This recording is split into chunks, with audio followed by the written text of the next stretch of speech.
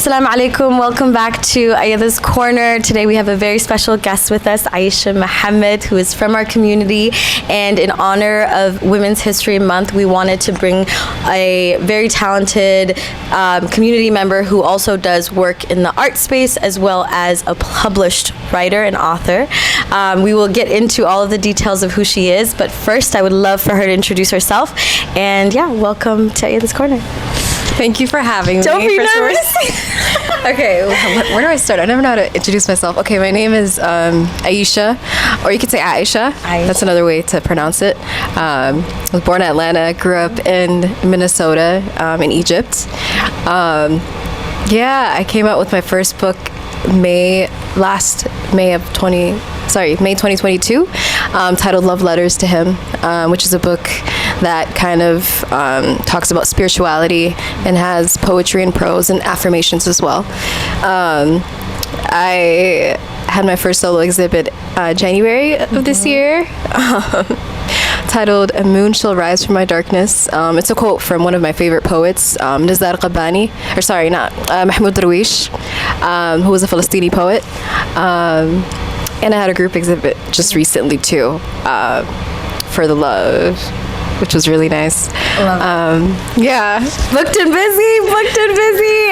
Mashallah, tabarakallah. So first of all, if you don't follow Aesha on social media, you are missing out. Very creative and always, mashallah. How did you get into art? Like, let's just start there. Right. Like, when you grow up, people are like, oh, become a doctor, a nurse, a teacher. So, like, how did you, in essence, find your kind of your own path, and how are you able to see, like, make others kind of see your vision as well in the work that you're doing? Because I know you're very well known in the community. I promise. Like, if you don't know, now you know. So, my mom is a nurse, actually. So growing up, I feel like that was kind of pushed to go into like the medical field. And I would try to like tolerate it, but I literally gag at the sight of blood. Like I have a high pain tolerance, but if I see blood, that's it. Like I'm gonna start crying or throw up. Same. So I was like, let me just try to do something like that I might be able to tolerate, and I really love education and language, so that's something that I majored in. But when it came to art, I feel like I was too afraid to really step into it until like recently. And it's like has a lot to do with imposter syndrome. But I would say the first time I was really exposed to it, I always found myself really intrigued by wordplay, like poetry. My dad used to write like Somali Gabe,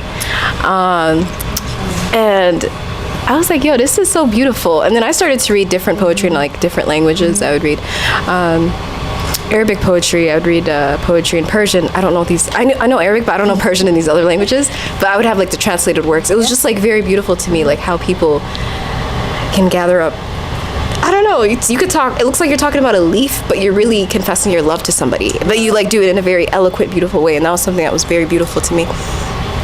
So I started writing my own, I would say when I was in high school, and I would at first share it with my friends, and they'd be like, yo, Aesha, this is good. I'm like, oh, really? Thanks. And then after, they're like, you need to like make an Instagram page and start sharing it. And this is around the time I think Instagram poets were a thing.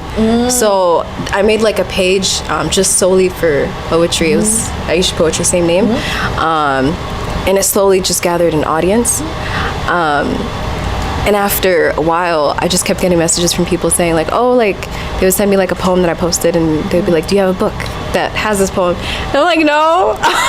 And then I would just keep getting it repeatedly, and I was like, maybe I should just put these poems in a book. That's literally how this thought process happened. Like, if it wasn't for that, I don't think I would have done it. It wasn't my intention to write a book. I think it just happened. So alhamdulillah, I think in the beginning of the year, I was like, okay, I have a good enough poems posted, and it almost feels like you're just standing somewhere naked and somebody's like perceiving you. And sometimes I would feel like holding back because of that, but I really had to like think back to myself and be like, you know what, there's power in being vulnerable. And I feel like the reason I've been able to establish so many powerful connections with people is by being vulnerable. So I wanted to share it because of that and like not give up on that. And then when I did share it, I was really overwhelmed with the love and like support. I didn't expect that. And like if it was meant to reach somebody, it will. That's one thing I keep reminding myself. And I think after that, I was like, yo, you published a book, Aisha. I'm an author.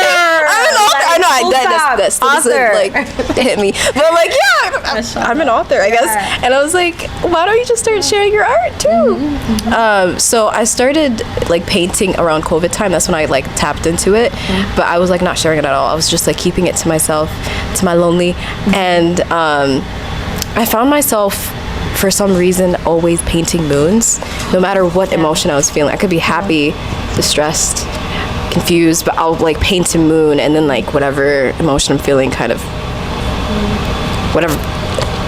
Sorry, I lost my train of thought. Yeah. The moon does that. It does that. The moon is like the main character, the sky, everything else is just... It was main character. So I would just let it guide me. I'd be like, I'm feeling this way. I'm gonna pour this onto this canvas and see what happens.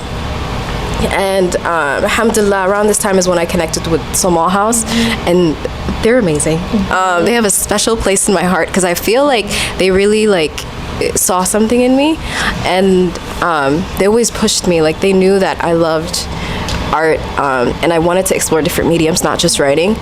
And I feel like they just gave me avenues to like do it.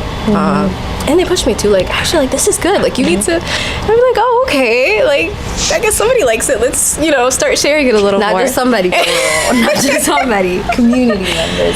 Community surround you and love you. And like, I also do want to say, like, I honestly, truly, like, I've found you because of your work. And then I started seeing the work that you put out, not just the poetry, but then the paintings as well. Could you speak more, just like to take a step back, about Samal House? Because I don't know if people understand the monumental difference that Samal House has on not just artists, but Somali artists. So could you speak about like what makes Samal House unique compared to a lot of other like venues or spaces where artists come together? I think what makes Samal House unique, when I first wanted to tap in with like other Somali artists, I think it was one at my friend's exhibit. Her name is Johada. She's amazing. And I was like, there's a whole gallery for Somalis, like, or East Africans. Like, I was shocked. And then after that exhibit, I just connected with them, and I like asked them, like, how long have you guys been open? Like, do you guys have any other events? Like, do you guys have a community?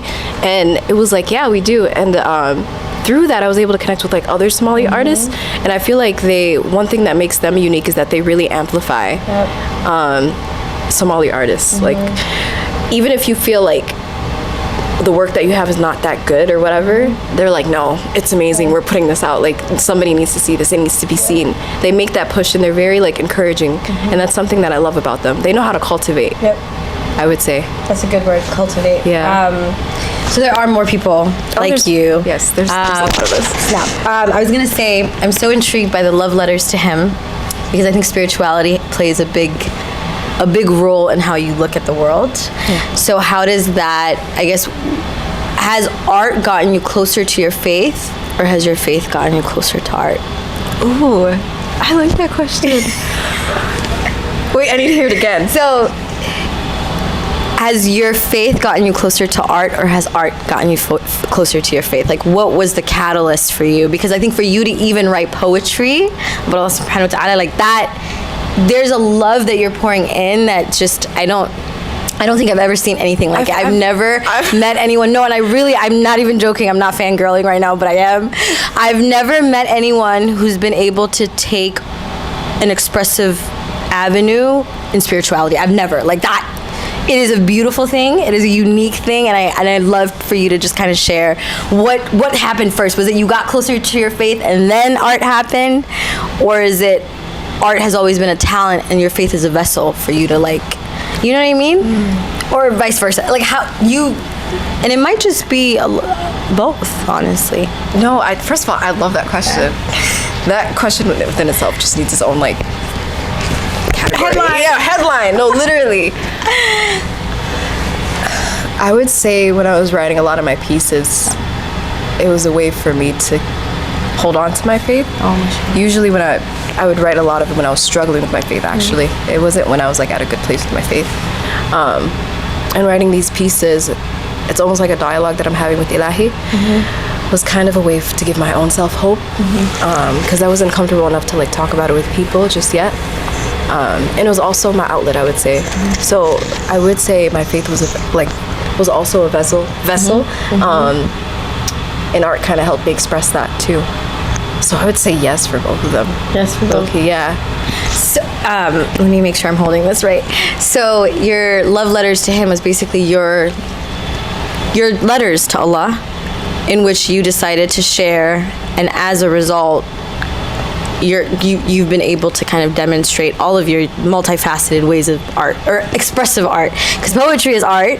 It is art. And so is the moon. And I think something about the moon that I really like, and I mean my fellow moon lovers can also geek out with me on this, the phases of the moon. Oh, yes. The phases of the moon. And I feel like each phase is very significant. It is. Everything in Islam, the time is like to Ramadan. Yeah. There's like moon sighting. Like you can't, Ramadan can't start without the moon sighting. Yeah. So I think whenever I see your work, it's very it demonstrates Islam to me in all of the most pure ways. And I'm just so grateful that I'm sharing space with you, and that you're here, you're alive. Your existence is a big deal, I would say. So receive that. You don't have to like. So that's what my therapist has told me, to receive it. If someone gives you something, receive it. So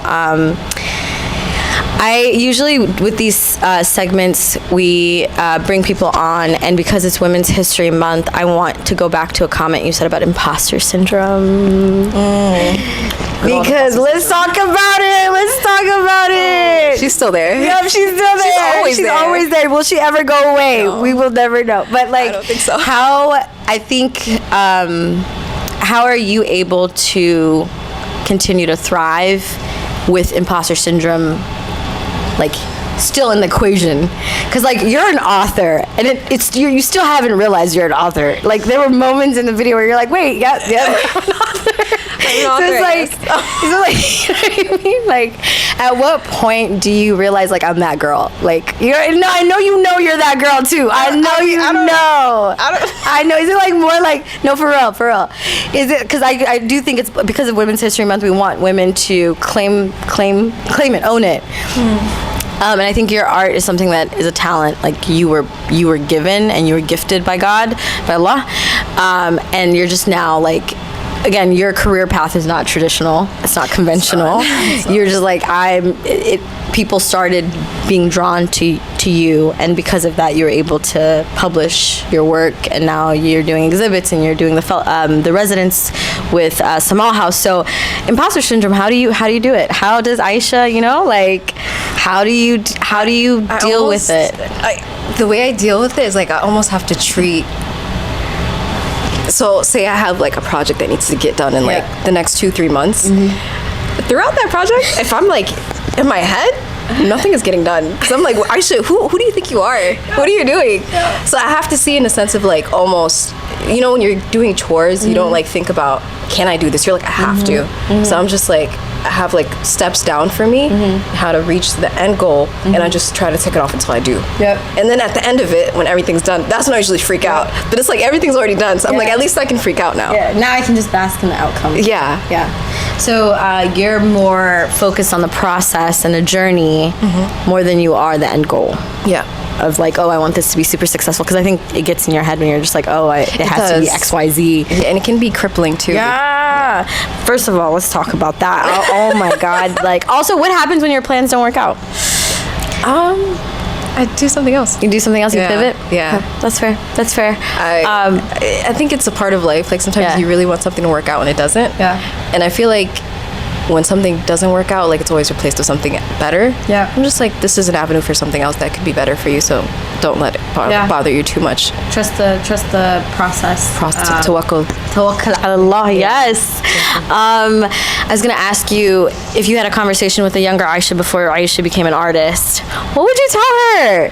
I would hug her. You would hug her? I would hug her so hard. I think me and her would both cry.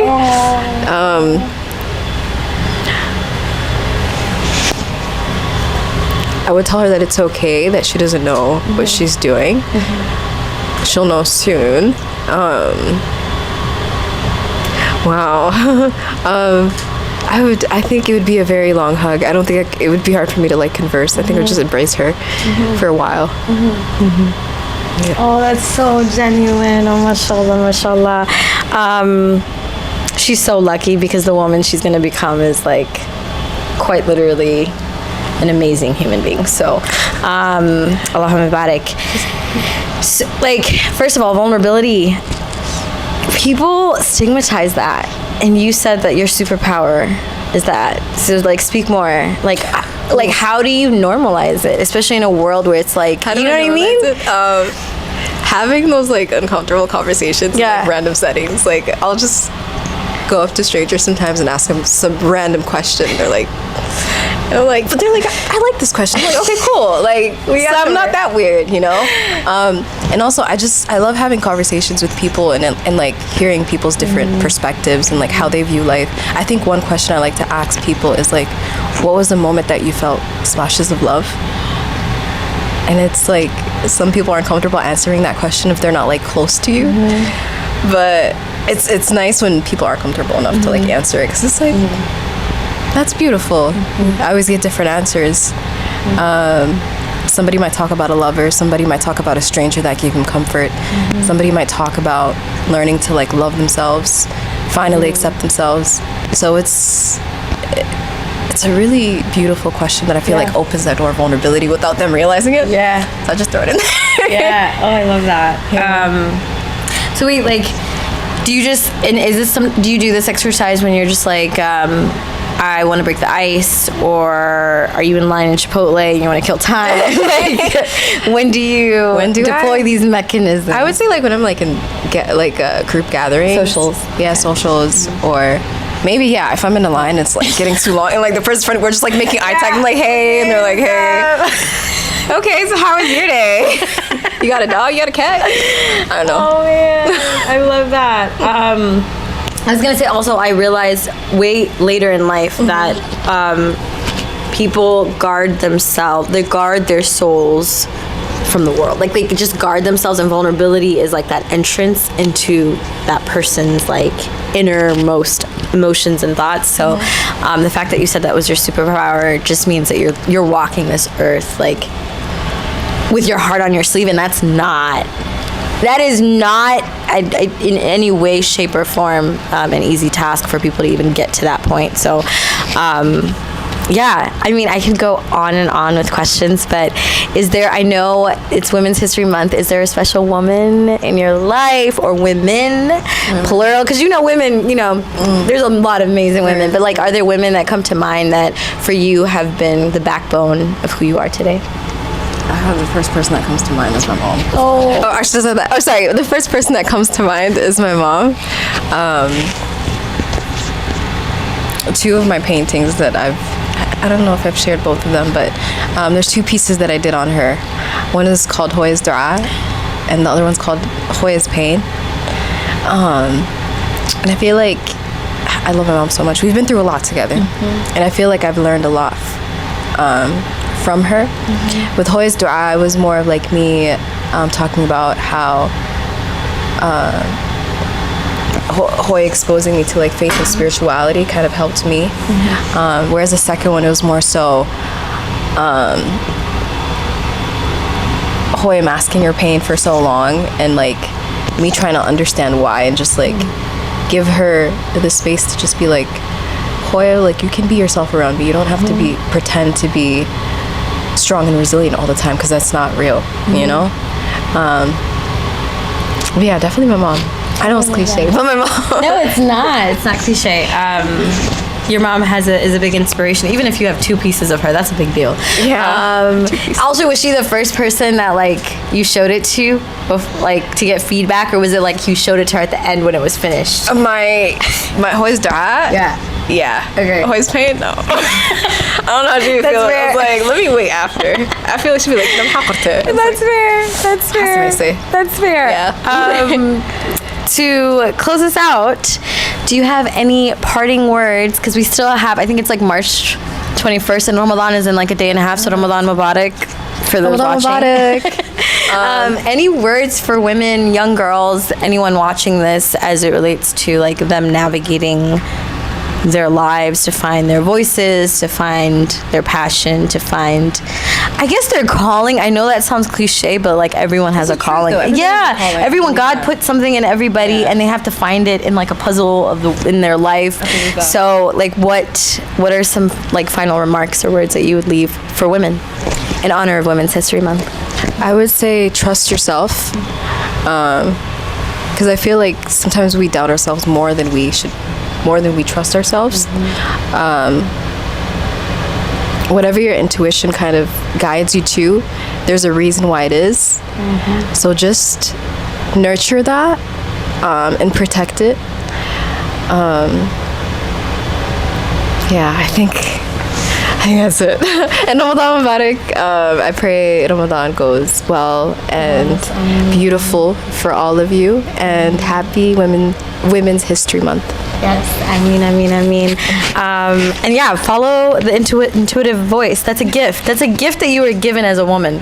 Follow it. And as Aisha mentioned, Ramadan Mubarak from the Ayada Leeds family and our beautiful guests. Thank you for joining us, and we look forward to seeing you again, inshallah. Assalamu alaikum.